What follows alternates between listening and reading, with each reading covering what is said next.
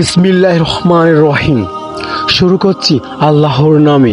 আসসালামু আলাইকুম আমার দিনী ভাই ও বোনেরা, আশা করি আপনারা সকলেই ভালো আছেন আল্লাহর রহমতে।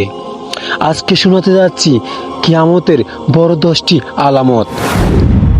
কিয়ামতের বড় 10টি আলামত হলো: 1. ইমাম মেহেদী আলাইহিস সালাম আগমন।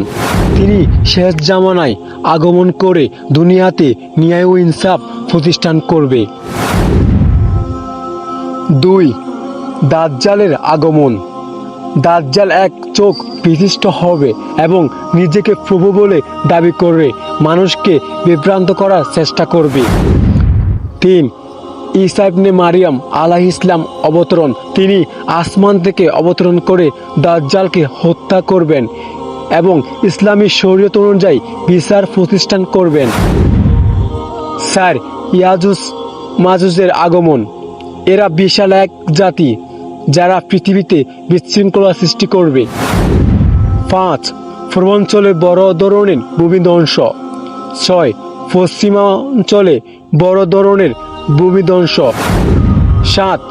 আরব উপদ্বীপে বড় ধরনের ভূমিধ্বংস। 8. বিশাল একটি ধোঁয়ার আগমন। এই ধোঁয়া পুরো আকাশ ও জমিনের মধ্যবর্তী স্থান পূরণ করে ফেলবে। 9. পশ্চিম দিক থেকে সূর্যোদয়। এটি তওবা কবুলের দরজা বন্ধ হয়ে যাওয়ার আলামত। 10. দাব্বাতুল আরদ, অর্থাৎ জমিন থেকে একটি অদ্ভুত জন্তু বহিঃপ্রকাশ। এটি মানুষের সাথে কথা বলবে। এই আলামতগুলো একের পর এক প্রকাশ পাওয়ার পরে মহা কিয়ামত সংঘটিত হবে।